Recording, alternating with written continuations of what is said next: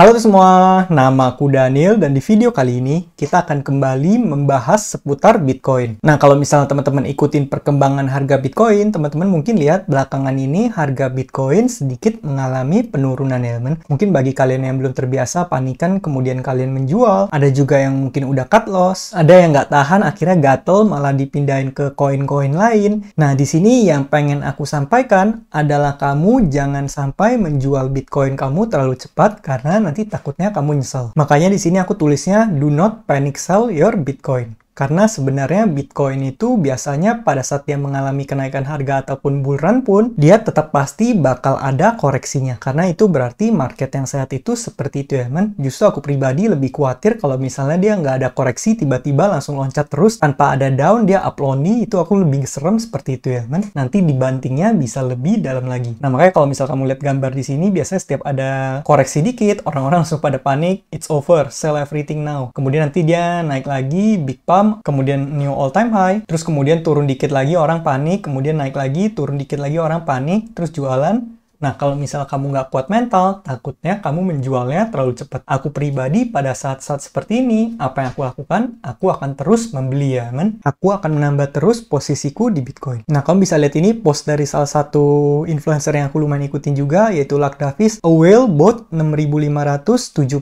Bitcoin worth over 430 juta dolar in the past 24 hours. Di saat kamu panic sell seperti ini, para whales itu mereka mengakumulasikan ya, men. Mereka terus membeli. Selagi ada koreksi, bagi mereka ini adalah kesempatan mereka akan terus menambah posisi mereka. Jadi orang-orang yang nggak kuat seperti ini, mereka menjual kepemilikan Bitcoin mereka, ya Bitcoin mereka akan dilahap oleh para whale yang mereka ngerti mereka akan nyetok terus ya. Karena mereka tahu ini bull run-nya belum selesai, dalam beberapa saat ke depan bisa ada kelonjakan harga yang signifikan. Itulah yang juga aku lakukan ya teman. Di saat seperti ini, aku nggak menjual posisiku, tapi aku cari lebih banyak uang dan aku membeli atau melahap lebih banyak lagi Bitcoin ya teman. Nanti setiap kali aku menerima penghasilan, aku langsung hantem di Bitcoin. Nah, berikutnya ini yang paling legend, ini panutan dari kita semua, yaitu Michael Saylor. Aku lumayan sering tontonin video beliau ya teman. Di sini kamu bisa lihat di saat semua orang ketakutan, apa yang dilakukan oleh MicroStrategy, mereka malah issue hutang lagi ya teman. Kemudian issue hutang, beli Bitcoin lagi. MicroStrategy has acquired additional 11.931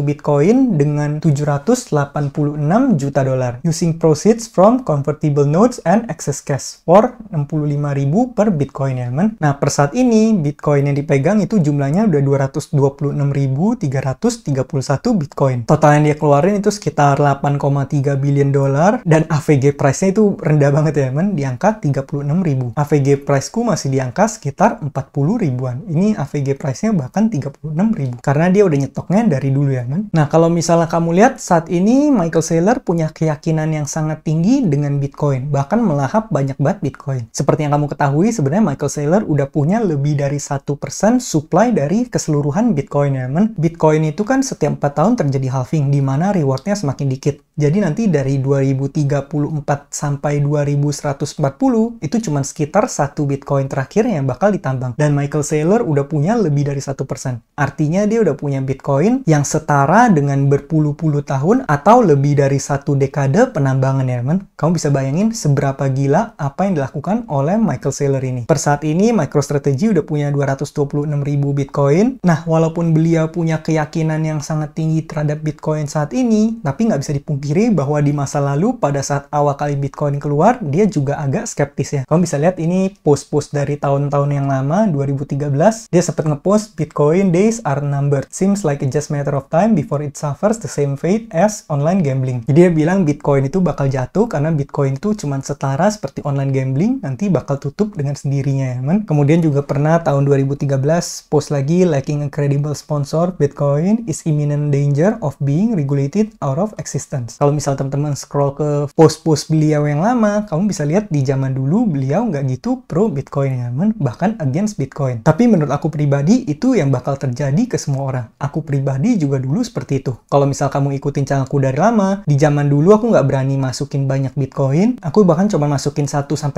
dari portofolioku, terus aku juga pernah ingetin teman cuma masukin mentok 5% di Bitcoin. Tapi seiring berjalan waktu, aku pelajari terus teknologinya, aku baca bukunya, baca white papernya, nonton berbagai macam video, baca berbagai macam artikel, terus ikutin kesana kemari. Akhirnya, perlahan-lahan aku mulai sadar bahwa satu aset ini merupakan aset yang superior. Jadi yang awalnya semula cukup skeptis, sekarang malah aku suka banget dengan Bitcoin ini, kan? Bahkan lebih suka Bitcoin ketimbang beberapa altcoin lain. Jadi kalau menurut aku pribadi, sebenarnya perjalanannya pasti sama. Setiap orang pasti gitu ya, men. Awalnya skeptis dulu, terus kemudian coba ngulik-ngulik, coba investasi dikit, kemudian mendapatkan profit, kemudian makin pelajari, makin dalam, ternyata suka dengan teknologinya, suka dengan konsepnya, akhirnya baru berani masukin uang yang lebih banyak. Semua orang juga seperti itu. Bahkan Michael Saylor yang udah punya kekayaan billions of dollar aja juga berpikiran demikian ya, men. Nah, berikutnya kita juga bakal lihat video singkat dari Michael Saylor. Bahkan beliau juga menyampaikan ini, katanya kalau misal kamu pengen 10x your money, kamu bisa melakukan hal ini, yaitu apa? Yaitu membeli Bitcoin. Kamu bisa nonton video singkat ini ya, teman. The best idea, if you want to make 10x your money,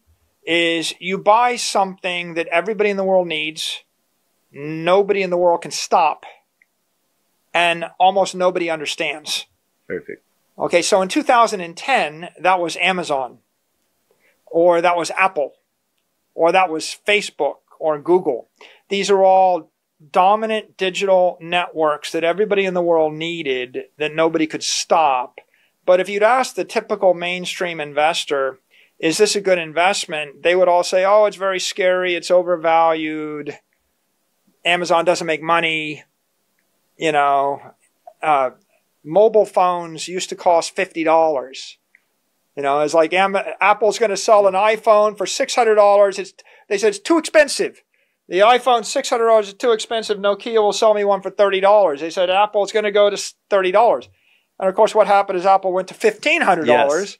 And so the conventional wisdom was against these big tech companies. Nah, jadi dari satu video ini aja kita bisa simpulin bahwa kalau misalnya kita membeli sesuatu di saat orang lain semua pada skeptis, adopsinya masih belum setinggi itu, ini bisa menjadi peluang investasi yang luar biasa. Bahkan beliau berani bilang, ini kamu bisa 10x money kamu ya, men. Aku pribadi bilang bahkan kamu bisa lebih dari itu kalau misalnya kamu tunggu jangka yang super panjang. Karena bahkan para pakar di dunia aja udah meramalkan Bitcoin di masa depan itu harganya bisa mencapai jutaan dolar ya, men. Kemudian kalau misal kamu lihat ini, sebenarnya yang ngomong ini juga bukan orang sembarangan. Apakah Michael Saylor dia punya kekayaan 4,5 billion dolar? Kalau dirupiahin itu kita kurs kira-kira di sekitar lebih dari 70-an triliun. Jadi kamu bayangin orang yang punya kekayaan 70 triliun, apakah dia sembarangan masukin uangnya? Apakah dia bodoh? Kalau menurut aku pribadi, dia adalah seorang yang sangat pintar dan bahkan ada sesuatu yang dia tahu pasti yang kita nggak tahu. Kenapa dia bisa memiliki aset sebanyak itu? Pastinya karena beliau ini lebih pintar dari kita. Dan saat ini beliau menyemplungkan uangnya sangat banyak ke sana, beliau berani all in di sana. Artinya apa? Artinya ada sesuatu yang dia tahu yang kita nggak tahu, dan pastinya dia udah melakukan riset yang sangat dalam sebelum melakukan hal segila ini ya, men. Itulah kenapa aku juga punya keyakinan yang cukup besar terhadap aset yang satu ini, yaitu Bitcoin. Nah, berikutnya kita juga bakal bahas hal yang menarik lagi, yaitu pemerintahan dari El Salvador ya, men. Kalau misalkan kamu lihat, El Salvador itu setiap hari dia membeli satu Bitcoin, dan ini dia lakukan secara rutin, di mana kepemilikan dia setiap harinya bertambah satu ya, men. Ini kamu bisa lihat tambah satu, tambah satu, tambah satu, tambah satu. Dia melakukan pembelian secara rutin atau dollar cost average. Bahkan di sini juga